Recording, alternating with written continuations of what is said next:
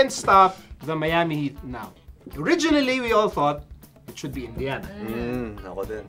Sa Hawks nga, hikahos pa sila eh. So, yung Bulls dapat. After Indiana, dapat Chicago. Hikahos din si Chicago. Sino na ngayon? Okay? Is it, ano ba? Brooklyn ba? Or, who's gonna stop Miami now? Ren. Gusto ko Indiana, pero ngayon sa nilalaro nila, they're playing really bad. Siyempre, hirap na hirap sila doon sa series nila. Pero sa tingin ko, Atlanta Hawks. Hawks? Joke ba yan? Para may iba naman, di ba? Gusto ko Atlanta Hawks kasi they're playing as a team. Talagang pinapatay nila Indiana nun eh. So, Atlanta Hawks for me. Jeff Teague nga. Jeff Teague. Corver, nagdo-double-double siya. Rebounds, points. So, Paul Millsap, sobrang big matchup problem. Matchup problems.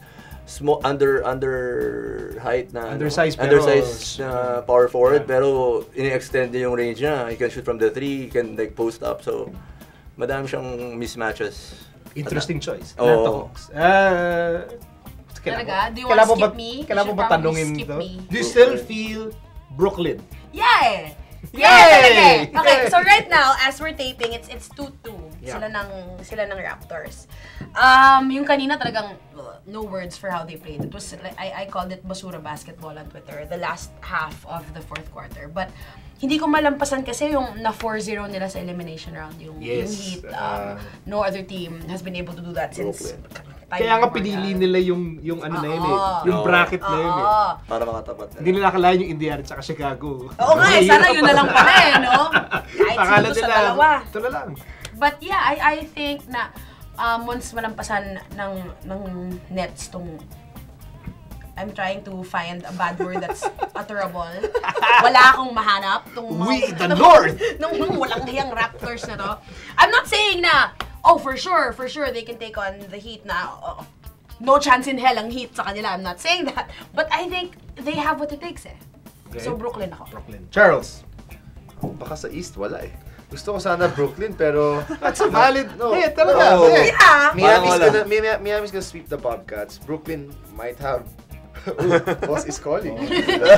Commander. No, but Brooklyn has at least 2 more games than Miami in the first round. That's crucial kasi medyo matanda na, dinosaur na nga sila, di ba? Then you see Joe Johnson, you pay him what, 20+ million a year to score 7 points in a playoff game? Are you kidding me? What is this? It's terrible. Sa East, Indiana pa rin ako actually. Pero kung makalampas nga sila sa Hawks na malabo-labo rin. Siguro sa West yung may makakatalo if ever. Sige, sino sa West?